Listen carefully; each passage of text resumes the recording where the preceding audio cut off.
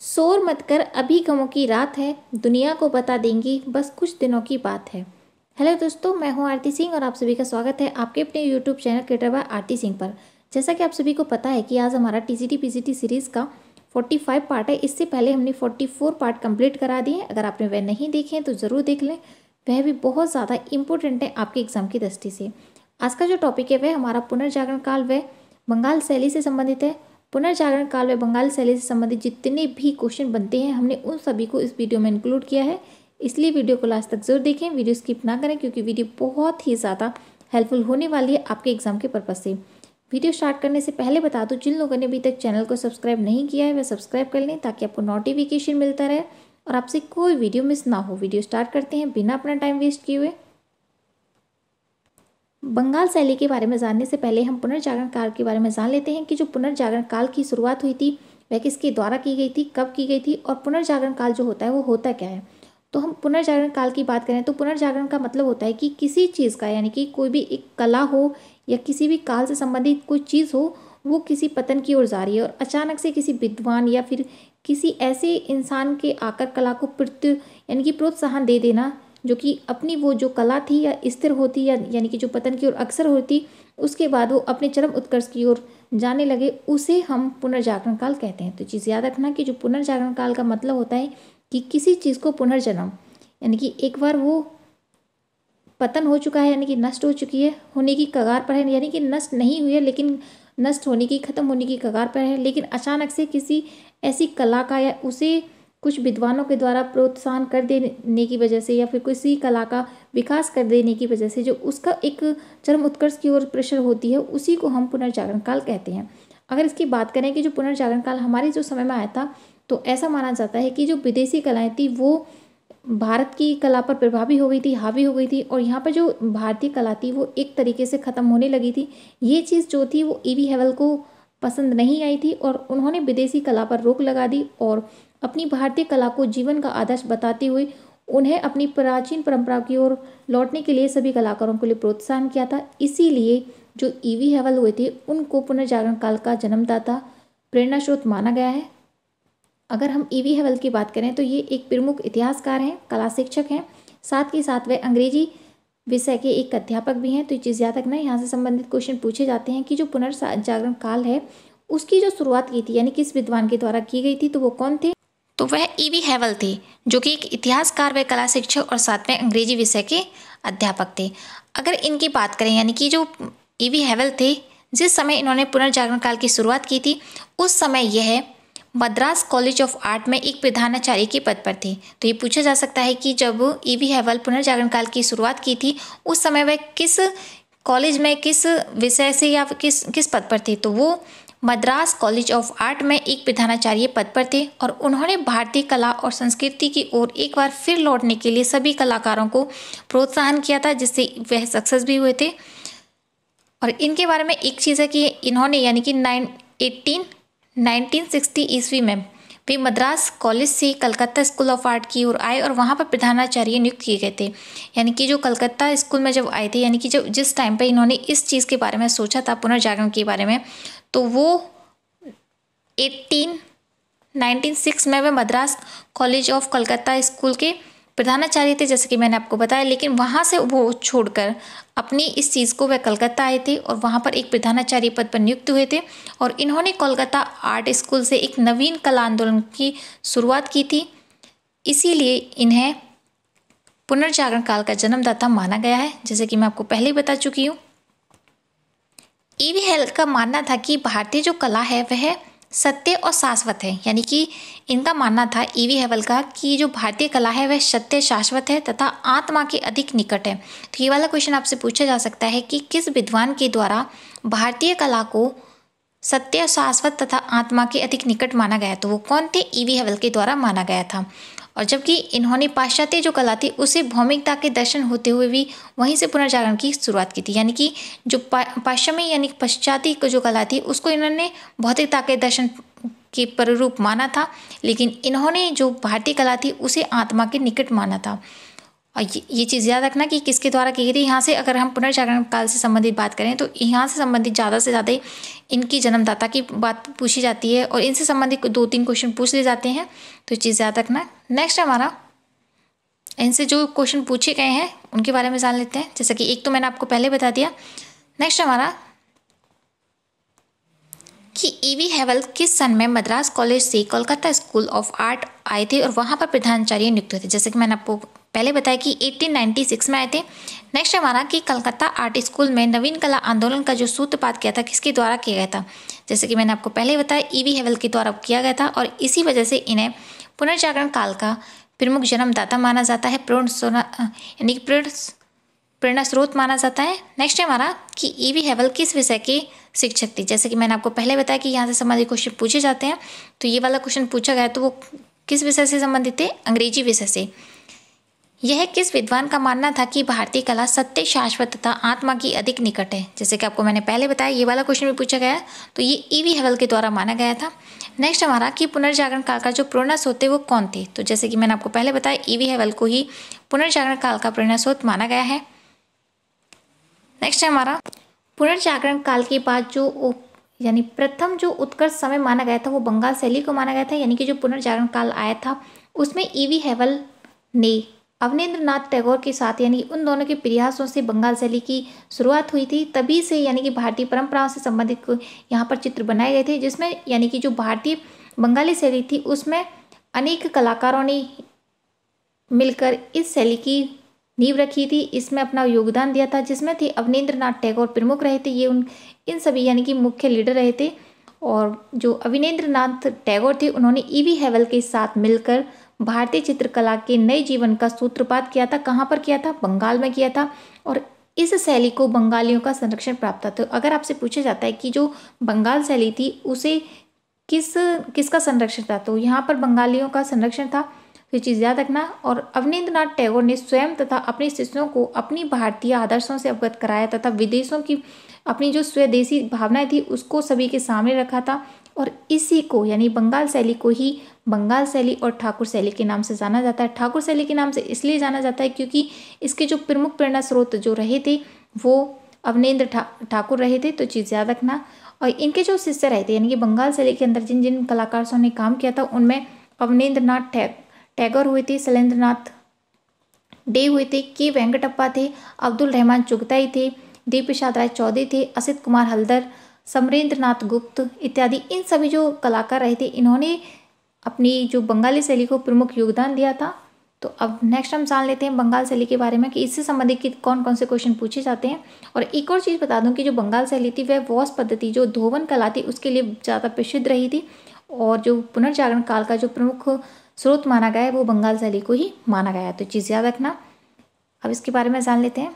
First हमारा कि अगर फ्रेंड्स आपसे पूछा जाता है कि जो बंगाल शैली है वह कहाँ पर विकसित हुई थी, जैसे कि मैंने आपको बताया कि वह बंगाल राज्य में विकसित हुई थी, और बंगाल की जो बंगाल के जो व्यक्ति रहे थे यानी कि आसपास की जो जितने भी लोग रहे थे उन्हीं के द्वारा इसको संरक्षण दिया गया था। नेक्स्ट हमारा कि अगर फ्रेंड्स आपसे पूछा जाता है कि जो बंगाल शैली है उसका विकास जो हुआ था कब से कब माना जाता है, उसका विकास जो माना जाता है सन 1905 से 1920 के मध्य माना जाता है, तो चीज़ भी याद रखना।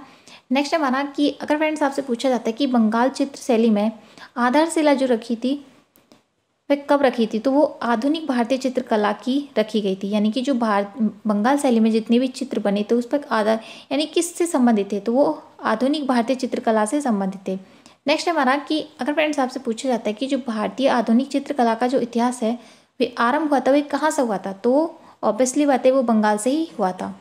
नेक्स्ट देख लेते हैं। नेक्स्ट हमारा अगर फ्रेंड्स आपसे पूछा जाता है कि भारतीय चित्रकला के पुनर्जागरण का जो श्रेय है वह किस शैली को माना जाता है, तो वो बंगाल शैली को माना जाता है, तो चीज़ याद रखना जैसे कि मैंने आपको बताया कि पुनर्जागरण की ये प्रथम शैली मानी गई थी।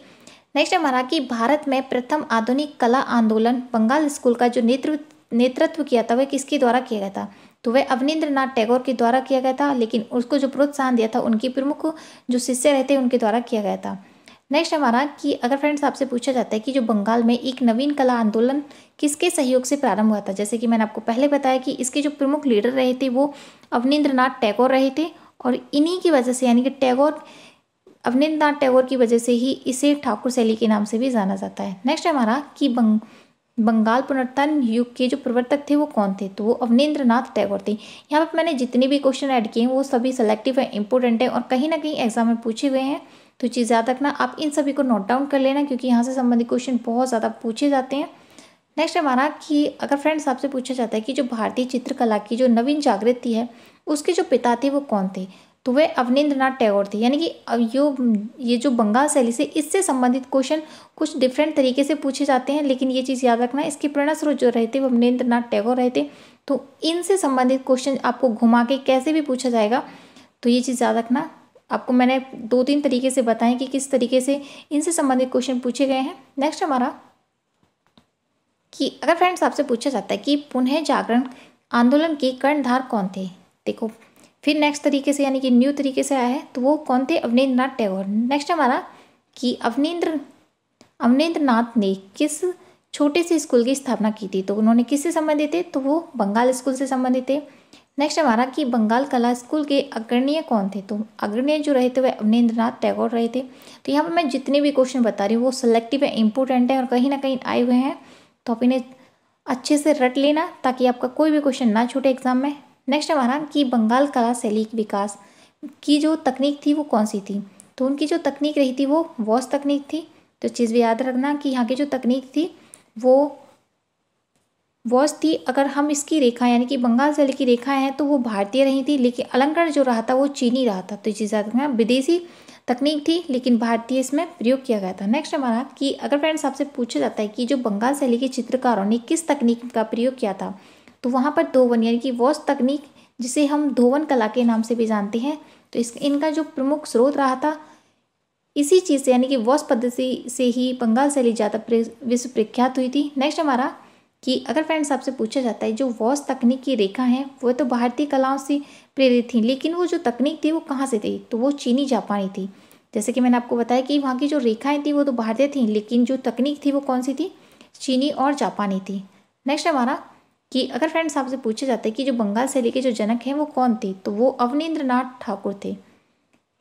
नेक्स्ट देख लेते हैं। नेक्स्ट हमारा अगर फ्रेंड्स आपसे पूछा जाता है कि जो वॉश पद्धति के जो जन्मदाता हैं वो कौन थे, तो जो प्रमुख जन्मदाता रहे थे वो अवनींद्रनाथ टैगोर रहे थे। तो चीज़ भी याद रखना। नेक्स्ट हमारा पुनर्जागृति आंदोलन क्या है, पुनर्जागृति आंदोलन का मतलब क्या है, तो यहाँ इसका मतलब होता है कि पाश्चात्य प्रभावों को नकार कर भारतीय पारंपरिक मूल्यों को पुनः स्थापित करना पुनर्जागृति या पुनर्जागरण काल कहा जाता है।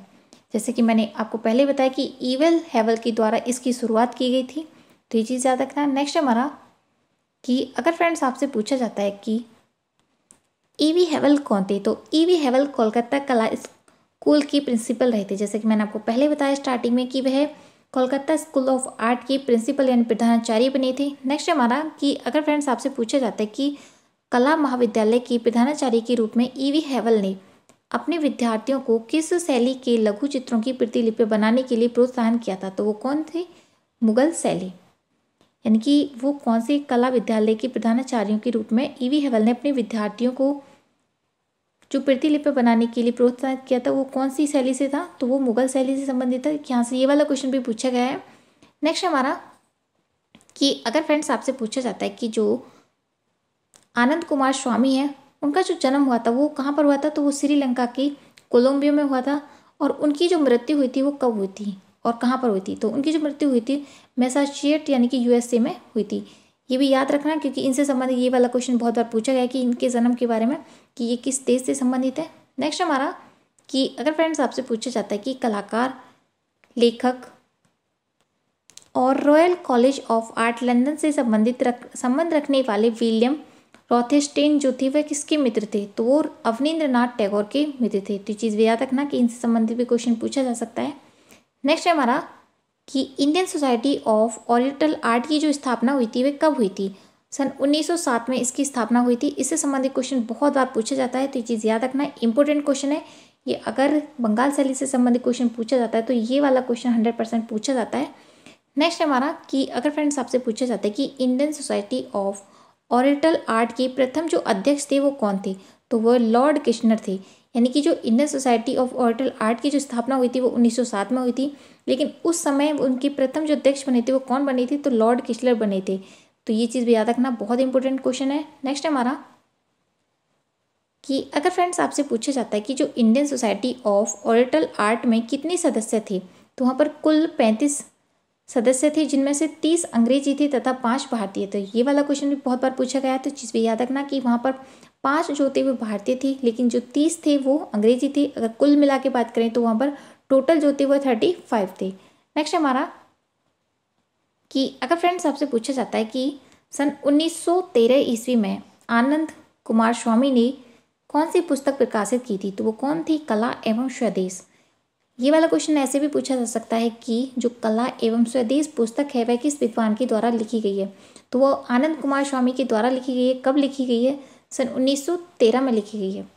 नेक्स्ट हमारा कि अगर फ्रेंड्स आपसे पूछा जाता है कि भारतीय कला जगत में यूरोपीय कला शैलियों के प्रति रुचि उत्पन्न करने वाले कलाकार कौन थे, तो वो कौन करने वाले कार्य जो थे वो कौन थे, तो 18वीं शताब्दी के अंत तथा 19वीं शताब्दी के प्रारंभ में आए ब्रिटिश पेशेवर चित्रकारों ने किया था। तो चीज़ भी याद रखना, बहुत इंपॉर्टेंट प्रश्न है। नेक्स्ट हमारा कि अगर फ्रेंड्स आपसे पूछा जाता है कि जो बंगाल शैली है उसे अन्य किस नाम से जाना जाता है, जैसे कि मैंने आपको बताया कि अवनींद्र नाथ ठाकुर की वजह से इसे ठाकुर शैली के नाम से भी जाना जाता है। नेक्स्ट हमारा कि 19वीं शताब्दी में भारत में कला विद्यालय की स्थापना जो हुई थी वो किसने स्थापित की थी, तो वो ब्रिटिश शासकों के द्वारा की गई थी। ये चीज़ भी याद रखना, किस समय में, 19वीं शताब्दी में। नेक्स्ट देख लेते हैं। नेक्स्ट है हमारा अगर फ्रेंड्स आपसे पूछा जाता है कि जो हिसिदी कौन थे, ये वाला क्वेश्चन भी पूछा गया है कि जो हिसिदा थे वो कौन थे, तो वो एक जापानी चित्रकार थे।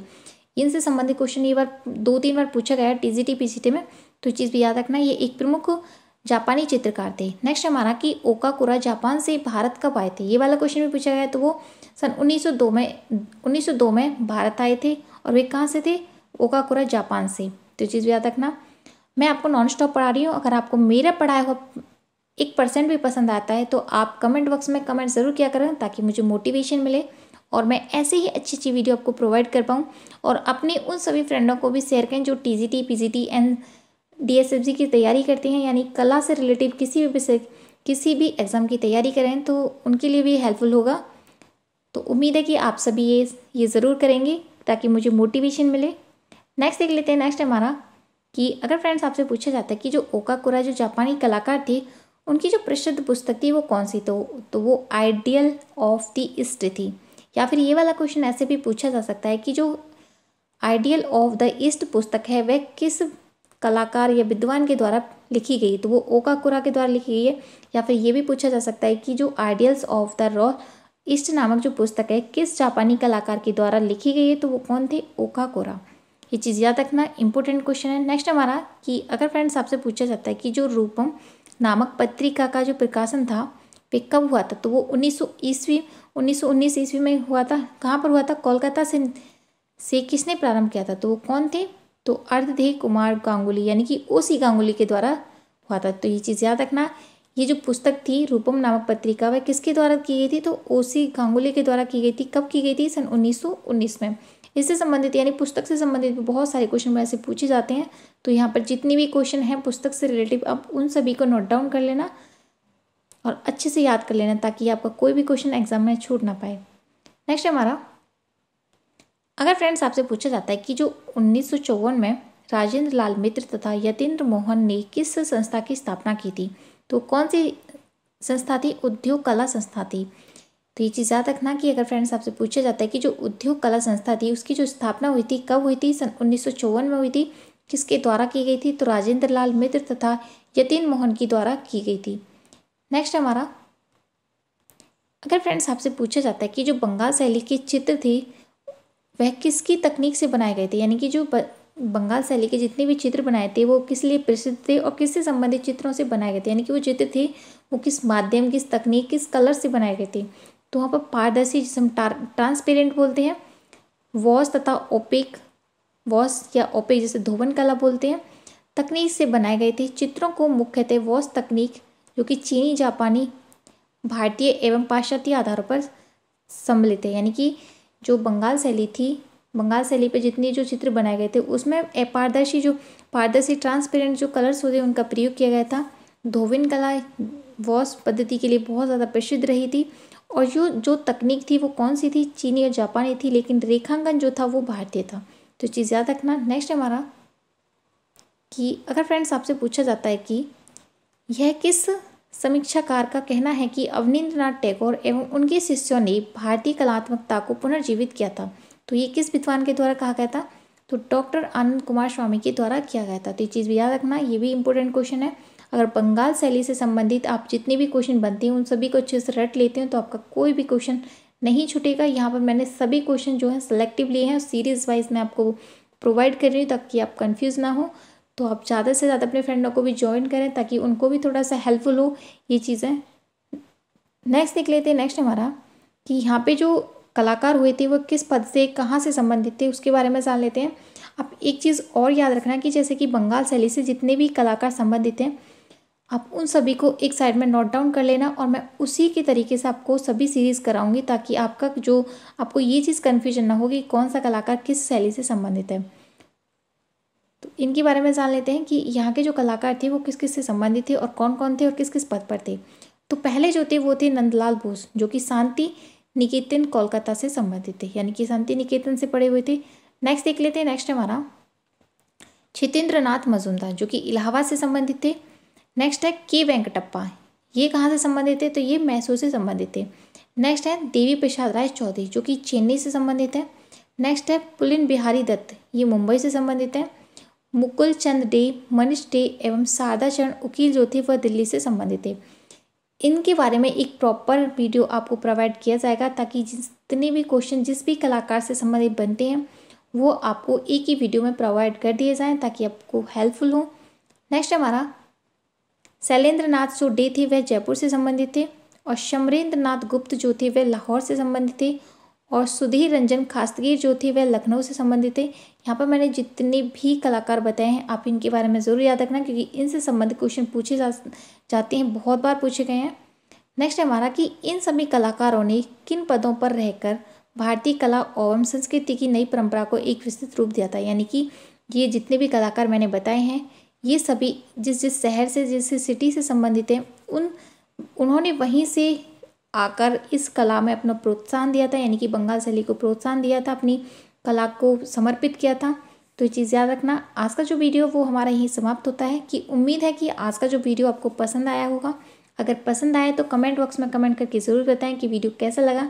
Thank you for watching this video. मिलते हैं नेक्स्ट वीडियो में, तब तक के लिए bye bye and thank you so much.